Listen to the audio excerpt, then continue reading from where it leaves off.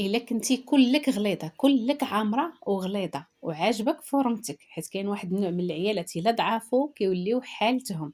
داكشي علاش الا كانت عاجبك فورمتك وعاجبك غلظك باغيه تحيدي غير الكريشه، جربي معايا هذا المشروب اللي فعال في ازاله البطن. والمفاجاه كاينه في الاخر ديال الفيديو. انت ما عليك الا تداومي عليه وغادا تشوفي النتيجه في اقرب فرصه.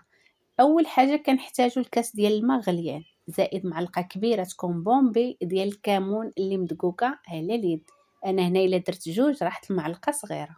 من بعد تجيبي نص حامضه صغيره ولا ربع حامضه كبيره وقطعيه لقطع صغيره وزيدي هاد القطع في هاد الكاس اللي فيه الكمون والماء غليان. ندوزو لطريقه الاستعمال. الوجبات في المغرب معروفين: الفطور والغداء، كاس كروط والعشاء، والاغلبيه ديال الناس ما بقاوش كيتعشاو. وانتي شوفي لي اش من وقيته اللي كتاكلي فيها بزاف، واش الفطور ولا الغداء ولا الكاس كروط ولا العشاء.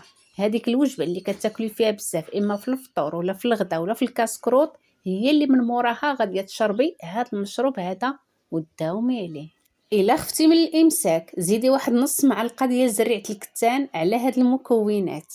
ايوا ديري حفظ الفيديو، تقدري تحتاجيه ولا تعطيه في سبيل الله.